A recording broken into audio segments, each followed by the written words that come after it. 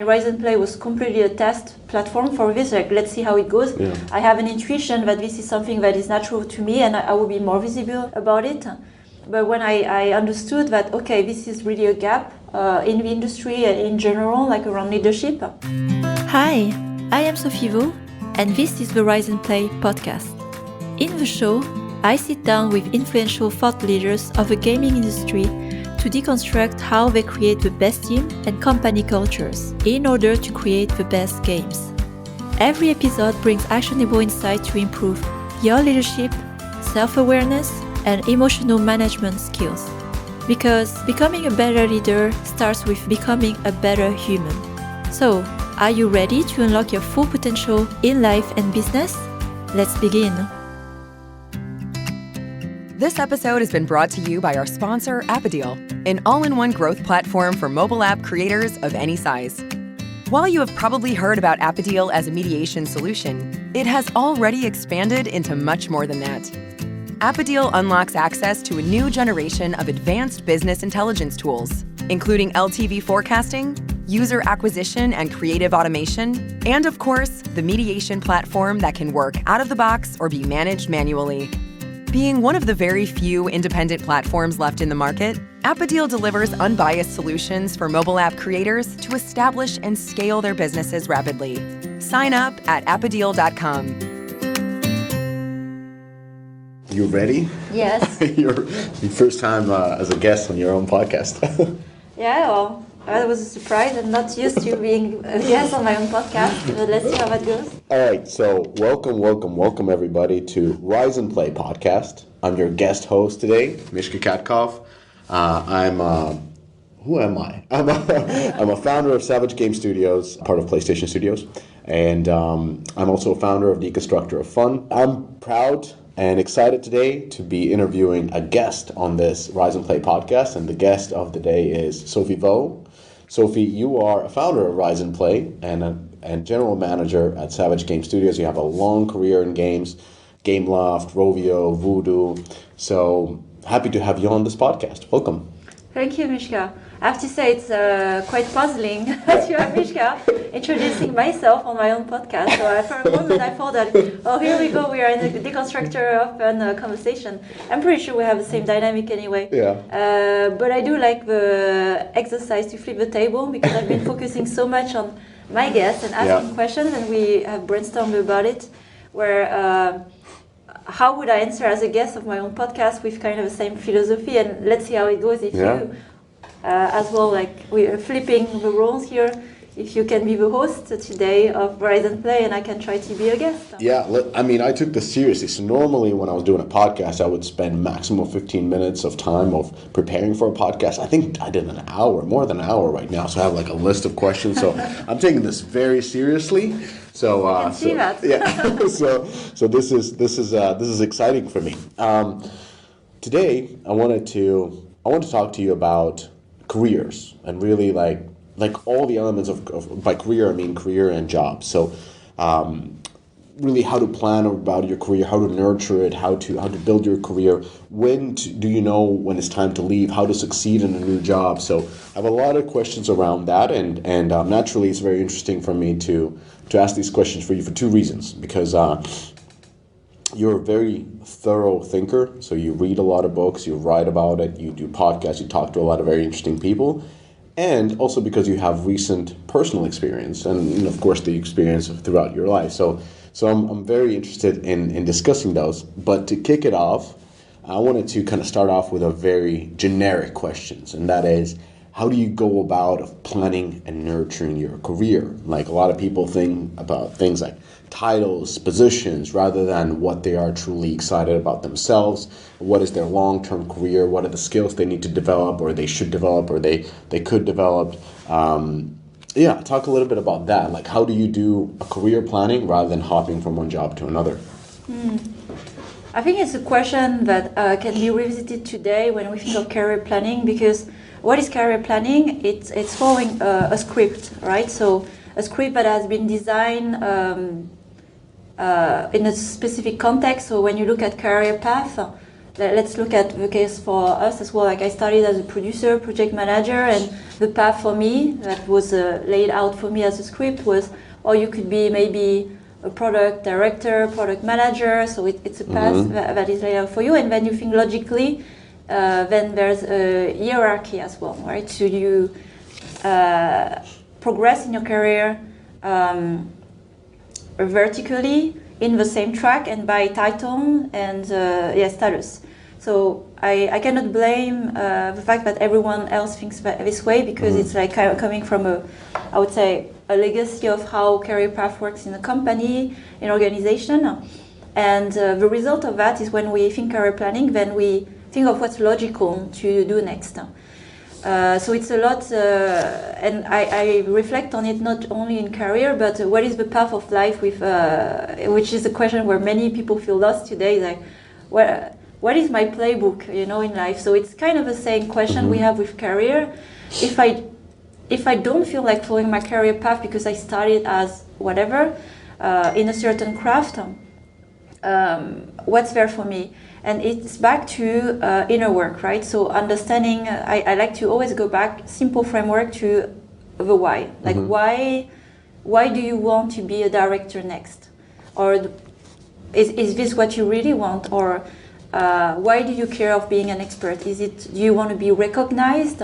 Is it for the salary? So you have some dream plans that need like more, I don't know, more revenues, more money, and so to execute those dreams, you need to have a job that has a high salary pay, So again, back to your why, like being honest, having a conversation with yourself. What do you want in life? Why do you work? Which are quite deep and big questions, but getting an answer on that then help actually understand more what's next for you in career, right? So how does it serve you and your personal goals, your life goals, to go in this or that direction? What's the best way of kind of figuring out the why? I'm asking because the why changes. Because when we think about career, we're thinking about ideal case. It's about 6-5 year stints at same or different companies, but they're about 30 years of working career. And during that time, you start off, you don't have any money, you're just out of school, so getting any money is fun, and your why might be very different. Then you figure out some jobs, I want to be a director, so that's your next why. Then you have kids or whatnot, and family, and your why might be something else. And then the kids are a little bit older, so you have time to focus on yourself, and you again have a different why. What I'm trying to understand is, like, how do you come up with a consistent why, or is that important? Or should you just kind of change the whys as you go? I don't think it's important to stick or force yourself to stick to the same why, because as you mentioned, actually it's a very good example. Contextually, you have different priorities, right? So maybe at different stages of life, financial security is the most important one, where you don't want to think about money. I've definitely seen myself in those places where I wanted to be in a certain threshold where I would not have to think about money. So then that would eliminate many jobs, even path, or even like working as an independent worker, right? So what are the priorities in your life, and what do you want to learn, right? So again, that depends what you value and prioritize in life. Do you prioritize your own growth and knowledge? Do you want to be an expert in the field, or do you want to be a generalist and know about many things? So then it makes sense that you're not really progressing vertically on a career path, but maybe try different jobs and that pay in a way that you can live well or survive. So that, again, depends on really where you're at, right? And depending on the context, what is your personal situation, those priorities might be very different. So an exercise that I like to do, and I've been doing it at the end of the year actually, is every 6 months I look back. I have my own tools, I have my own framework, I have a mega spreadsheet. That's my way of working. But I'm very system thinking. And I look at my timeline. So for example, I look what I've been doing the past 6 months or year. I look at the events, like good events, the highlights, and the things that were difficult. And then I question, like, should I replicate the year, or do I want to do the same thing again, or do I want to do different things, and why? So that helps, again, going back from a reference point to the question, like, am I sticking to the path that was relevant or useful a year ago?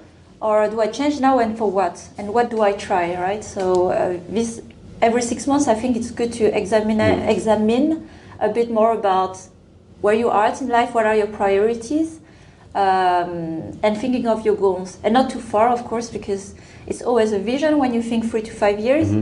But concrete goals, like what are you actually going to do in the next year? Like concrete goals, concrete tasks, or what kind of job are you going to sign for, or what kind of achievements will you have at work, or projects on the side. Interesting. So you kind of invest time into internalizing of like what's next, and kind of like what you have achieved and so forth. Okay, so I have a question. The question, like the high level question or the direct question is like, how did you end up picking up Savage over all the other opportunities? And the answer that I'm looking for is more, or not the answer, but the thought process I'm looking for is like, sure, you spent time on internalizing of what you've done before, what do you want to replicate in that, but how big of a portion of that thinking is around what I'm becoming good at, what am I really enjoying, what do I want to do? Because some like game projects are tough, especially the ones that don't succeed, because you kind of feel like shit afterwards. And there's two different ways of approaching it, in my opinion. It's like either you want to do one quickly again to kind of like take the bad taste off your mouth, or you kind of want to take a break and do central services publishing or something like that. And I don't know, I'm kind of going around and then just trying to understand how important it is to not only do the internalization, but also thinking about what really interests you, where are you good at? Because if you have certain elements that are interesting to you, and the likelihood of you being good at it is quite big over time. But yeah, how did you end up joining Savage over all the other opportunities? So it was a lot of internalization work that was forced a bit on me because I was like on a professional break last year when I was considering Savage for 3 months at least. So I did spend a lot of time exploring, having different conversations to even understand how to approach the question. And now with distance, I can say like it came down to very fundamental questions like how do I want to spend my time and who do I want to spend my time with. So how do I want to spend my time behind this, and you touch those points. And that's more my philosophy, my priorities of life, right? I do want to use my skills, my nurtured talents in a way that has the most of impact. And where could that be? So when I come back sometimes to questions, should I stay in games? Should I not stay in games? Should I build my own company? You know, those questions come back often.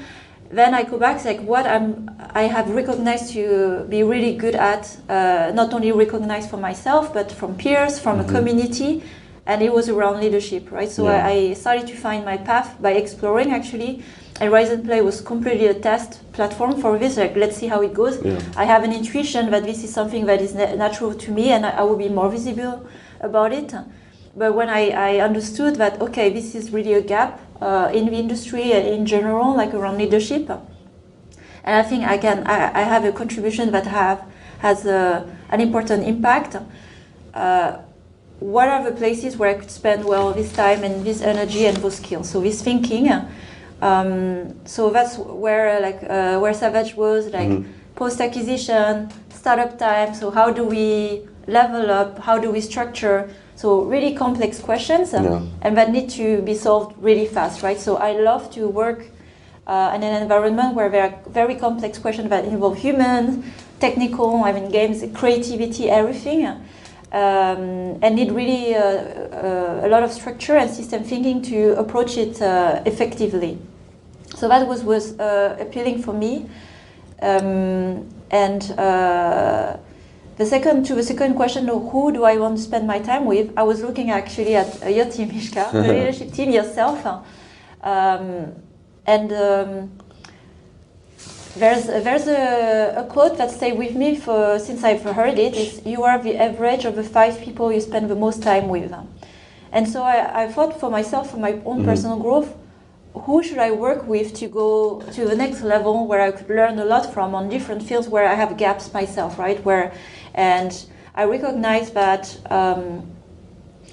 from my experience at Voodoo, I was like really alone on the leadership. Of course, I have my team of directors, but I was the cap of what I was building.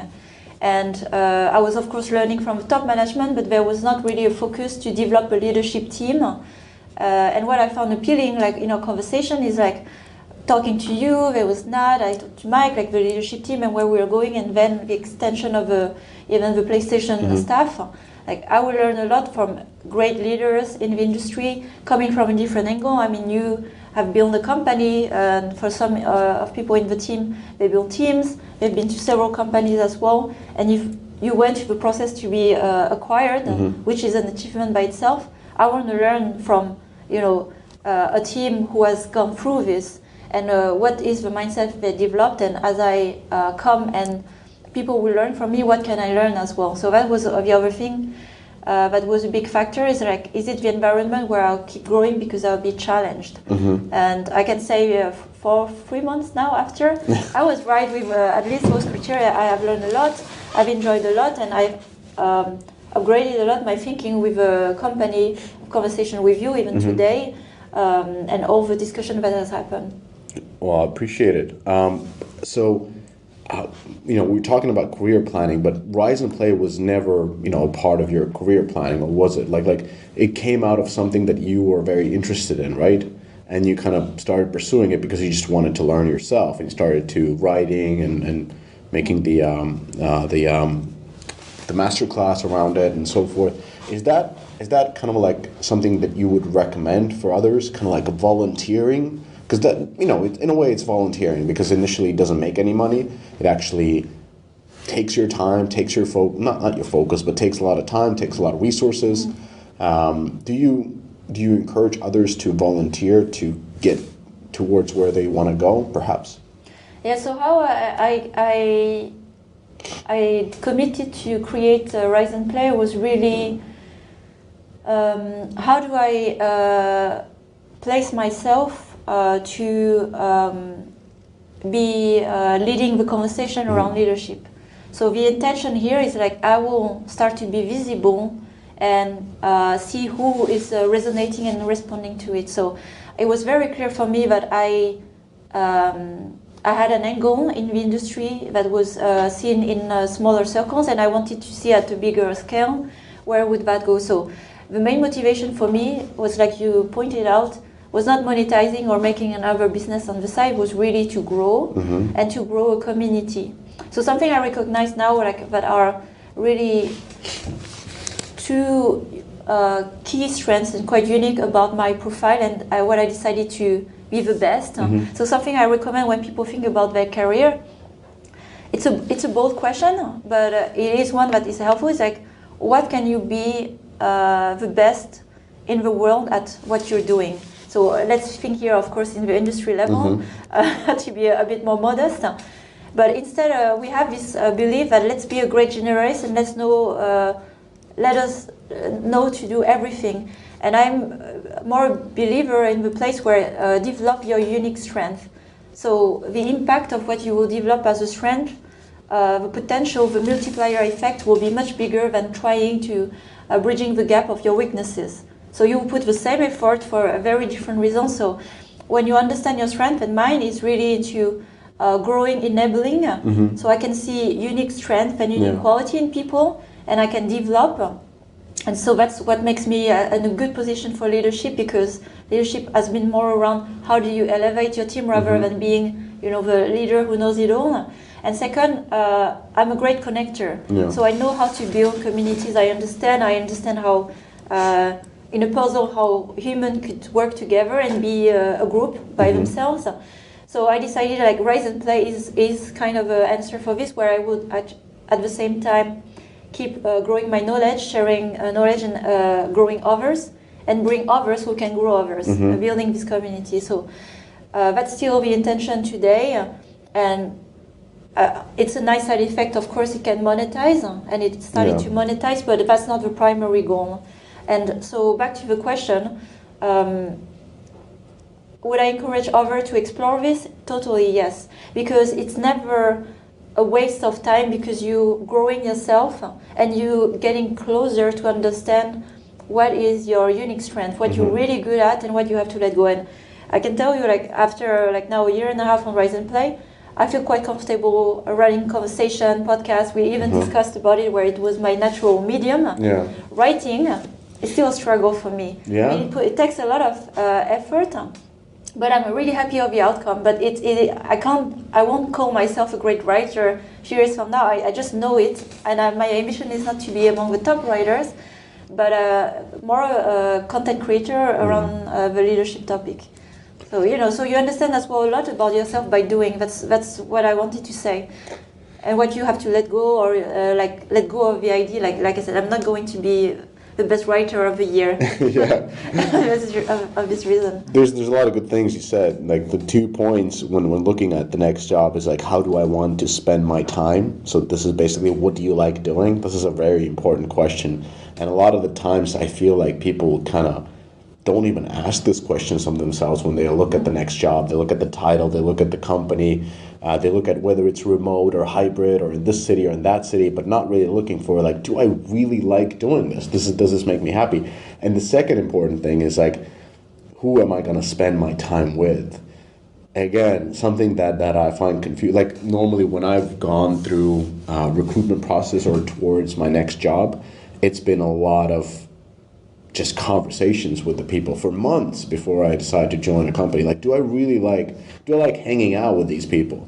And I'm always confused when that is not part of the recruitment process, even with high level people. They're kind of just brought in, like, here's the title, here's the bag, do what you do. And it's it could work, but sounds really weird. And then that kind of, in my opinion, bleeds into what can you be best at. Because in order to be best at, is you have to like what you're doing. If you hate it, I don't think you're going to be good at it. Yeah. And you have to like who are you doing it with, because they empower you and they allow you to become the best at. So yeah, I just wanted to reiterate for the listeners and the viewers those points. Let's say we're talking about somebody who doesn't have the same type of career opportunities as you do, and when you're looking at new step, like when your studio was shut down, you probably had a good dozen opportunities to follow. But if you're not in that type of position, how do you make yourself attractive for a recruiter? I'm asking this because you've been hiring and getting hired for a better part of a decade. So kind of like, what are your suggestions for people to become more attractive for recruiters? So back as well to the self-knowledge, it's never a wasted investment to understand what are your motivation, not only at work, in life, and like you said, like something you would really feel passionate about and why. Understanding this is really key because it's about energy, right? So you will accept like all the challenges, the hurdles, because if you really are driven by what you're doing, it's not even a question. So when I look at candidates, what I appreciate as well a lot is people who have done this inner work to understand themselves and why, with all that we've presented, for example, as a company or in a culture of the people we work with, why they are really confident that this is the place that they really want to join, and not just because of the perks.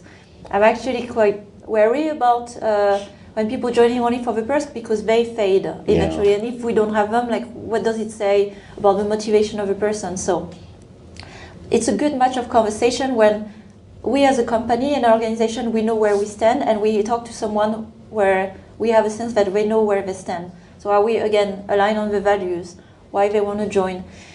And knowing your strength as well. So I believe a lot in personal branding, and I know it's not something like people invest a lot of time. Like, is it even why should I invest time in being visible out there or my marketing? I have to say it's something that I put more intention to since Finland, actually, during Rovio times, 5-6 years, and I decided to. I was doing a lot of conferences. It was all over the place as a speaker. I could talk about product, game, and I decided I would just focus on leadership. I decided to not talk anymore about games, although I have a lot of knowledge there. But I decided to craft my branding so it's easier for people to know what I'm about. And of course, I can share the other additional skills. So having building with intention your persona, your public persona, professional persona. What is special about you? Yeah. And it's again not a superficial question. It's like really what is the skill you really nurture that you can say with confidence. This is what you're among the top 5% in the industry or in this category doing it, right? And then it's not anymore like how are you attracting recruiters? It's like people will come to you. So it's like a smart sourcing where you don't have to convince others to work with you, but others who are interested for who you are, what you stand for, will come and look for you, and then you are a good match. Yeah. And that's how most of my job opportunities and discussion, it is usually a good match because they know everything. It's like an open book almost what I'm about, and where it may not be a fit. Yeah, that's a very good point of focusing on what your brand is, but really the focus comes from something that you truly enjoy. Because now that you mention it, like I'm not as deep thinker as you are. I just kind of like I'm connecting the dots as you speak. So for example, like on DOF, there's a lot of market data that started becoming, maybe for the 5 years, and I didn't think about it. But the reason for that was that I launched a bunch of games that failed in soft launch because I didn't understand the market too well. I was too focused on just making a fun game and kind of like thinking that a game alone is enough. And I was just make a fun game that we love to play internally, and then of course it will scale and become big. And then the marketing costs and this and that and theme testing and all that kind of brought in. Then like how does it compete against others? And that brought the taxonomy, and that wasn't like intentional branding, but it was just more of what am I interested in. And that thinking developed, and over the years you become kind of like known for understanding the market. So the same thing, you can do it intentionally, and I think you should do it intentionally, as Sophie is saying, but it should always be something that you're interested in. Don't look at the stuff that is happening in gaming and be like, okay, AI is very interesting right now, or crypto, so I'm gonna invest all my thing in crypto or in AI or whatnot, even though I don't care about it. It has to be something that you're actually passionate about, and you can see longevity in it. So yeah. And then the second thing is just sharing what you write. Like you can either start your own stuff, and that takes a lot of effort and a lot of investment, but there are also opportunities like this, co-hosting things or joining somebody else's platform, whether it's Rise and Play, whether it's Navic, whether it's Deconstructor Fun. There's plenty of platforms that already exist where you can join and contribute, and then kind of get your message across and kind of test the waters before you commit to building your own blog, because that takes a lot of time and may not work. And the podcast, the same thing. Yeah, I wanted to add as well to this, like by creating content, it gives you more clarity. So it forces you to reflect. You know that, right? When you have to write, it's not like just saying what's in your mind. It forces you to structure your thoughts and understand things for you as well. I love writing. You said you don't like writing. I love writing. I'm not as comfortable with a podcast as I am with writing, because there's just much more freedom, and things come to me like after several days. I'm like, no, actually I was wrong. Let me reword it, and then that one post takes a week. Overthinking. I think it's just better than. But podcasts are fun too. So let's talk about how to succeed in a new job. So something that I think, when you were joining Savage, you joined really with like such a great momentum that you built yourself. And I was just looking from the side, I'm like, wow, like Sophie is really, really, really good at this. And then I was thinking a lot about people who haven't been that good about when joining a company, those who kind of come into a setting and they kind of are very passive. They're hired for a certain position and they're just expecting tasks, and they're not very proactive, or they are almost too meek to shake the boat. Even like saying like, hey, I've been here for 30 days. Here's my report of all the things that I'm seeing. Good things, maybe things you can improve. This is just looking on fresh eyes. Like those are so valuable for management, and it's so rare to get them. And I'm kind of like always confused why people are not more proactive and not really hitting the ground running. So what is your kind of like your approach of how to be effective at starting at a new job? I would say it starts even before you started, right? Yeah. It starts from the moment you have a conversation. So with like potential, especially in the like executive position, leadership position. The first thing is really empathy, understanding. So what are you joining? And I like, again, it's very complex. A company has history, legacy, humans. You have to understand the people you will be working with, and you don't really know them, right? So I had the same approach actually before I started at Voodoo. I spent 3 months as well at the headquarters with the leadership team just to understand and observe. So I did this just with you before I officially started, right? So we had a few conversations. So I would say the most important is like not to be eager to act, because then you shoot in the in the wrong direction, and understand. So I'm very methodical, as you know. Like first I have a diagnosis, like have like a 360 view of what's going on, ask a lot of questions, and do your own mapping to understand everything, or as far as you can, right? And then it's about priorities. What are really the main pain points? So this is where you challenge the main stakeholder. In that case, it was you. What is really important to solve now? I mean, I can do many things, but if I want to be effective, what should I be really focusing on? And of course, most of the time it's leadership work. But in our case, it's like, okay, let's go back to the basics: mission, clarity, values, how we build this, and how we reassessing it after the acquisition. So that was fundamental work that would make the rest effective. Or we could have started already, like, let's implement a new process and so on, but it would have been, I think, a failure in that sense, because it would have been from the past and not from today. So again, first thing, understanding, working with the people, and I would say something that was an experiment, and you have been part of it. Let's go straight in the workshop. So even before I started, I suggested let's do a leadership workshop, and it was a two-way thing, because it was for me a way to know you just by being part of it. Like the best way to know people is through doing. It's not just by asking questions and being theoretical. So I said, like, let's just jump in the water and see how it goes. And having our first workshop, not just by what we discussed only during the leadership workshop, but before, after, during dinner, gave me just a more depth of understanding of who you were in the team, the history, things that were easy. And I was really also positively surprised by like there was a lot of professionalism, and I couldn't sense that, of course, from a conversation. But I've been in other places where there was a lot as well to solve, but a lot of emotion in the room. And here there was legacy, but it was very professional. Everybody, like, maturity, and that was really enjoyable to work like this. And that was also what convinced me even more to join Savage. Like, that's the kind of conversation, that's the kind of leadership team I dreamed of joining, where we would have this level of conversation, and not just like a kind of a impulsive decision made on a 5-minute heated conversation, which I've seen many times. I truly enjoyed those. And then I like how you bring this very structured thinking, and actually I have to mention this. So there's because this comes back to, like, you've mentioned a couple of times that I was on one of the Rise and Play podcasts, and people have misconception about me, and they listen to it and they have like a different picture.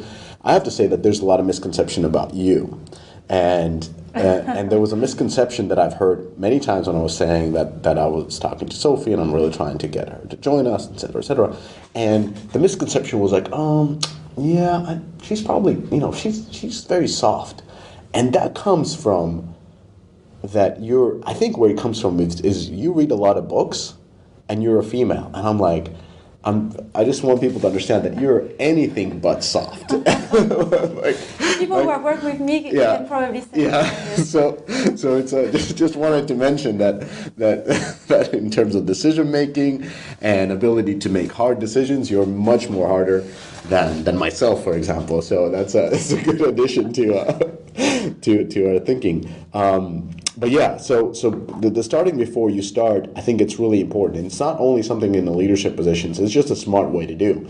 I remember even back in the days working at Zynga, we had a new product manager starting. Shout out to my guy, Vinayak.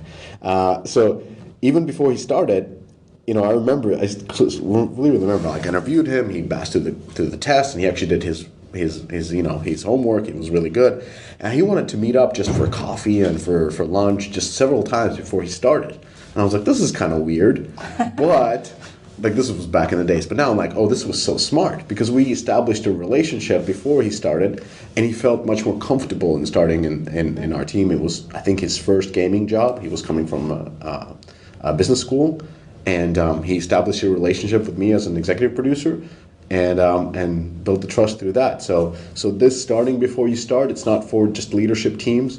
It's for anybody. Like if you've been hired as an artist, if you haven't started yet, try to start already. Come in, set up some time, maybe hang out with the people. And if you're an art director or technical director, you have somebody starting, bring them in. Go out somewhere, have lunch, do something. But start before you start, and that will make the start of that new employee much smoother. So. And about the people you build connection with, the stakeholders should be the point of attention. Yeah. Because there are people you will work the most with, who are the influence of change and decision making, and so really understanding how they think, how like building the relationship and trust, like in your example, is key, because you will be much more effective to suggest the changes or whatever is required when you start. That's a great segue to the next point, which is what I had here is see, I made a ton of notes. So acquiring performance and relationship currency. So performance. The backstory for this is quite simple. Whenever you come into a new company, you're always like, how is she able to do that? How is he able to do like, why do they get always these projects? How can she start a new project and I'm here slaving, working on this live ops game? So I want the same opportunities, but you can't. And the reason being, usually that person who gets those most interesting projects, even though their last project fails, is because they have both performance and relationship capital or currencies, how we want to put it. Performance capital, you build it by performing, by being a person who delivers outstanding results and whose work people just simply admire. It doesn't mean that you always succeed, because every time you fail, your performance capital goes down. And it might have been quite a few years since your last game succeeded, so now people are not giving you the same capital. But nevertheless, it's a capital that you build that allows you to go through the mistakes. And then the second one is the social or relationship capital, and that is that you build over time as you're working with different people, and they trust you, they like working with you, so now it's much easier for you to build the teams. You're not doubted that much when you make decisions. It's just the capital that you build that can also dwindle down if you keep making bad decisions or if you act poorly and people just don't want to work with you anymore. So kind of thinking about these capitals, like what's the best way of acquiring this in the company, and should people think about these capitals, or is it something that is just on the background? I think it's for relationship. It's really currency or capital. It's a topic that no one wants to hear about, and almost discard that it exists. I just want to be seen for my performance, working in a corner and achieve things, and somebody will notice me. The reality, and I'm not saying it's wrong to think this way, but the reality, we are working with humans, and we humans, we are biased all the time. So it's like understanding the limitation of our own nature in a way, having empathy. So you value what you see and what you trust as a human. So when you work and do things factually that are performing, and it's important to have a structure, of course, in the organization that can measure things objectively. There's another layer, especially for the stakeholder or people who own your promotion or assign projects. If they don't understand how you work, because there's a lot of soft skills that are evaluated as well when you get promotion. How are you a person that is communicating well? Can you collaborate well? Are you reliable? So I'm thinking as well as myself in the position of manager, can I work with people who are reliable? How am I able to assess this? Just by looking at the delivery of the work of someone. So by spending more time with someone, you understand how they think, how they work. Sometimes the way they behave can lead to something, a good outcome using their soft skills, but it's not like kind of a conventional way So for people who have a profile that is less of a norm, it's not serving them actually to not develop those relationships. So especially when you go in, you want to go to leadership position, higher position, senior position, it's so much about collaborating, cross-function, selling a project. I've learned also it this way, like what we call upward management. No one likes it, but it's part of a job. Yeah. It's like, again, it's developing the relationship to, I like to think of it this way, you're trying to find the translator between what you're doing and what the person at their level and what they can understand, because they may not be coming from the same craft or have the same visibility. You're creating the platform for translation. Yeah. But that's more your job than the job of the other person, because they will just look at how much input they get from different sources, and they will not necessarily inquire to try to understand you. So if you really want to own your, promotion, career path, or whatever you want to sell internally, you have to own this and develop proactively the relationship with stakeholders or people who will help you in your journey. Yeah, I mean, a lot of people just who don't want to do this dismiss it as ass kissing. Like, oh, you're just kissing. But there's, there are maybe some organization where you can move up by ass kissing, but that's why it's really important to understand two things. There's a social capital and there's a performance capital. You have to have both in order to succeed. I mean, sometimes you can be really good at one and you can get to a certain point by just outperforming all the time without really building social capital. But in the end, you kind of need the both to keep moving forward. And it's I wanted to ask actually this type of question is like, I've read somewhere that women are not that good at building social capital at workplace.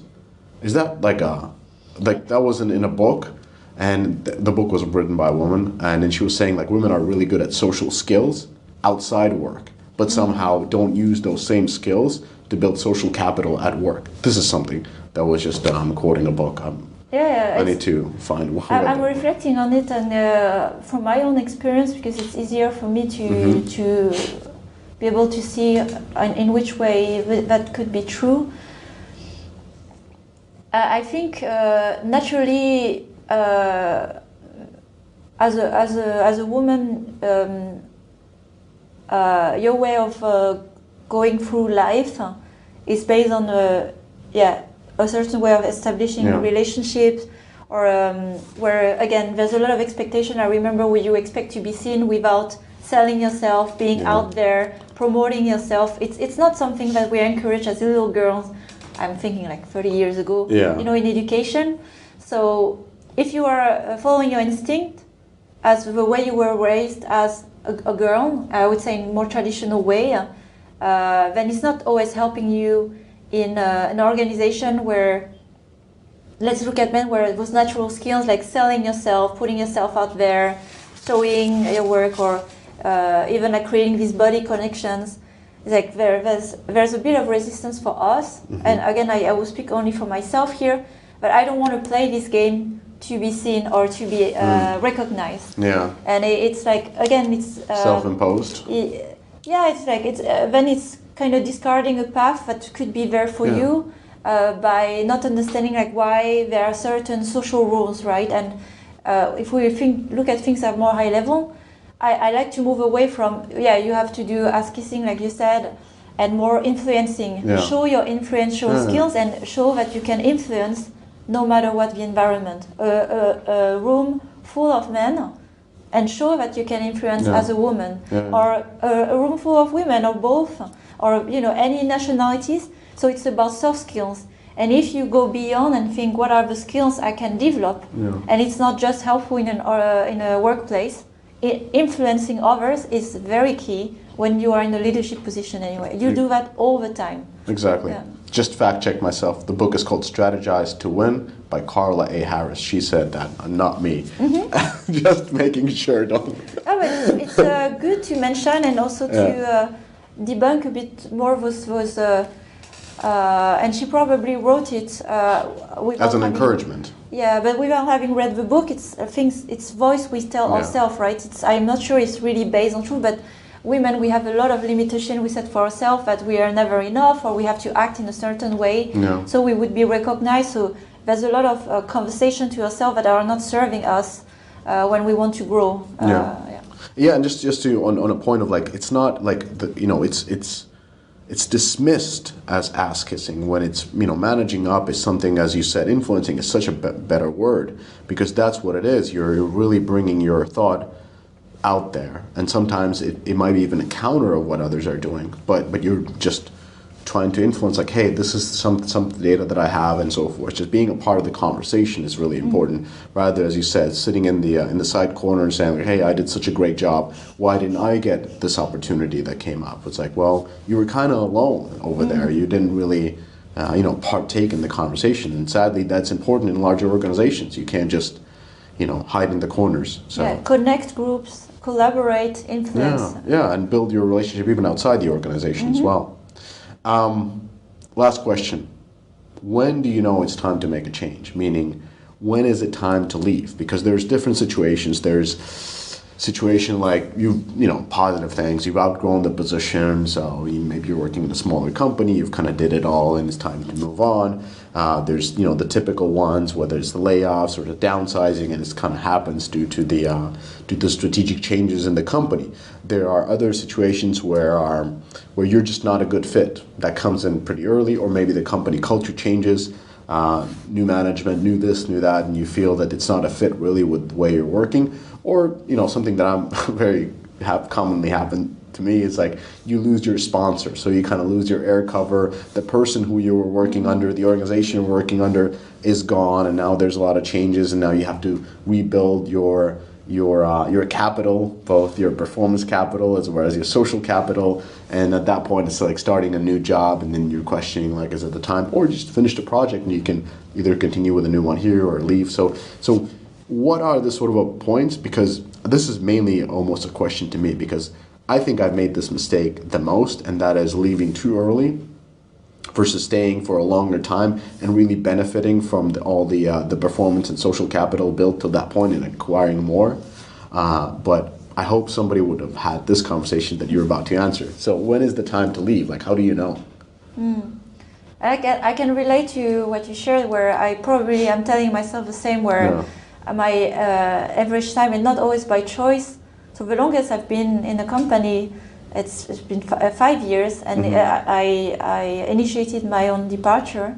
But then after, it was more on average 3 years. And when I look back, I felt as well a bit like, I was wondering, like, why, like, can I not stay long in a place? Yeah. And is it can me? I not? Yeah, but it's a valid question. Can I not build on top of, or can I not endure as well, like, hard phases of company?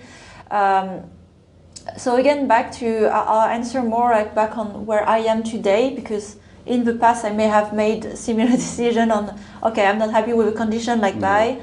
There's a value in persisting and trying to build on top of, in depth in what you, because that means you live every time there's something, a bit difficult, and you're never learning on how to work through or with, the management, and, it's like, be there in the very tough time that are very uncomfortable, and then it's nothing is perfect and far from it, but you still believe that you can still have a contribution and so on. So at least at Voodoo, I wanted, and there were hard times where I asked myself again the question, like, it's been just 2 years, like I can't just jump ship again just because things are hard. So I endured, and there were several phases where it was difficult, and I had commitment of building a team myself.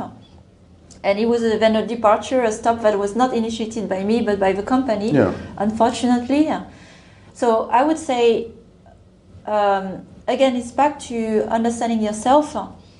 How do you feel being at work? I think it's like one of those things, like, where it becomes detrimental to others, right? So it's having, again, the honest conversation where you are so, either stressed, not capable of moving on or accepting what's going on at work, that you also become a negative influence to the one you work with. And this is where it's not a service to anybody, not even yourself, right? So I think this is more of a sign of change, where it's really hitting the bottom, and then you don't find any energy to either wake up. And I have those phases sometimes with work, but they didn't stay long. To wake up to do the work or to do anything, and you have to ask yourself, why is this happening? So instead of making the conclusion the job is wrong, what is wrong about my life and how I perceive my life and my work. Like, am I doing work that is still interesting for me? Am I not growing anymore? Am I stagnating? Or do I have too much stress that is caused by uncertainty of something I don't know? So maybe by introspecting, that could lead to, I need to have a conversation with my boss where I need to be more aware of those things. Or if it's something you're not doing, it's like, I should initiate a conversation that I would like to change department or change function, or maybe, take myself out of the equation and try to replace. But having the honest conversation instead of externalizing it, it's the company the problem. More internalizing it is like, how is this affecting me and why, and what can I communicate and solve? Because I'm pretty sure, looking back for myself, for the things I was looking for, would have I understood more what I was looking for, I could probably have pushed to make it happen in the company. Like building my own studio. It's only when I had another company pushing me to open my own studio, but it was too late. It was Voodoo actually to come with a counter offer where maybe I should have tried already. Like, this is what I want, and then I give you a chance to think about it. Otherwise, I will try to pursue it somewhere outside. So I think to not be too hot-headed, but again understand what is missing for you, that you are considering a change, and it's not always the company or the people you work with who are the problem, right? Yeah, I've noticed that when you're in that cycle, as you said, of kind of like that negative, almost like blaming the company versus really internalizing of what is going on in your life, I think it's very hard to step out of it. And I think the best way to do is seek for some advice, like have mentors in your life. Like, counter to popular belief probably, but when I have these conversations, and I do have them with a lot of very, senior folks who are, in very good companies, I normally tell them not to leave. Because I just, I talk to them like, listen, talk to me about your day. Like, what is going on? Like, what's this? Like, what are your problems? And the problems are usually quite small. And I can only, a small handful of people who I told, like, no, dude, it's time to go. Like, this is not okay. Or, like, this opportunity should not be passed.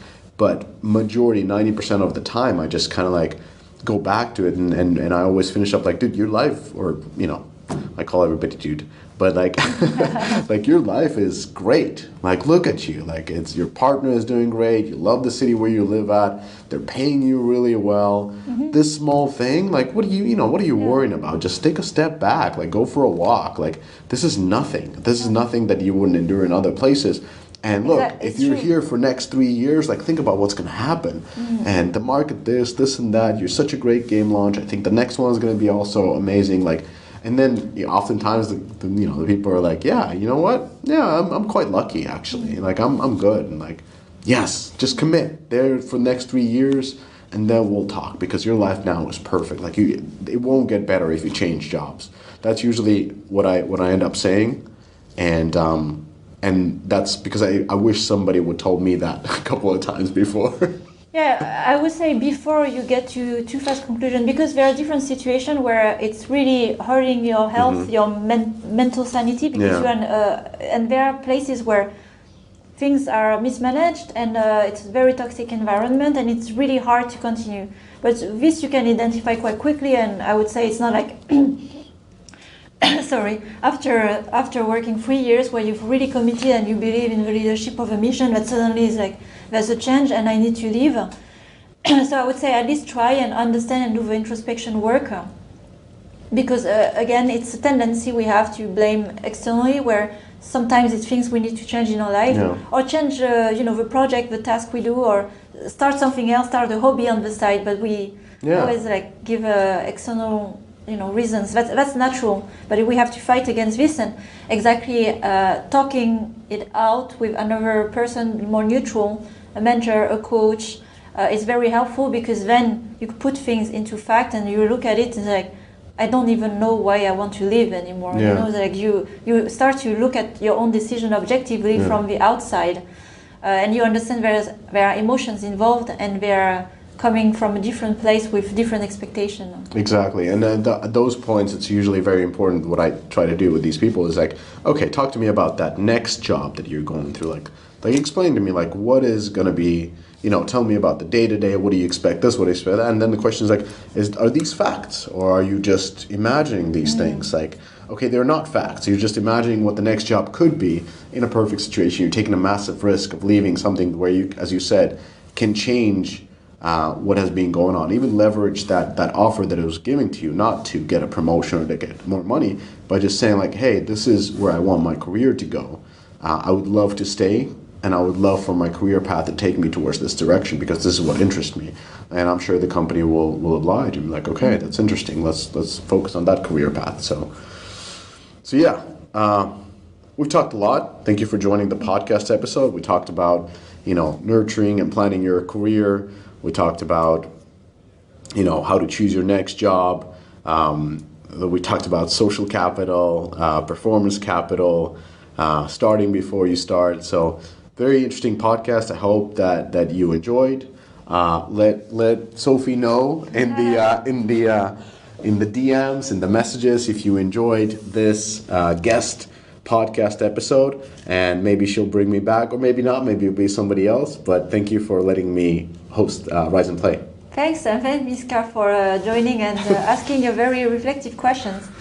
I'm happy of the second episode we record is like a long way, and I think there's a lot of things that have evolved very positively towards all this introspection and reflection, so I'm very happy about that. Well, thank you. Well, off to our next meeting. So, goodbye, everybody. Thanks for listening to this latest episode of the Rise and Play podcast. I am trying to grow a community of conscious leaders across the industry and beyond. So, if you want to join this movement, please share the podcast with other conscious leaders, because we have so much more we can learn from each other. Also, please don't forget to follow the show so you don't miss out on future content. Every episode is packed with actionable insights that will help you improve your leadership skills now. And if you are interested in learning more on the topics that we discussed today, you can find more insights on riseandplay.io, and there you will also find my free masterclass on conscious leadership. So, have a great week, and until the next time,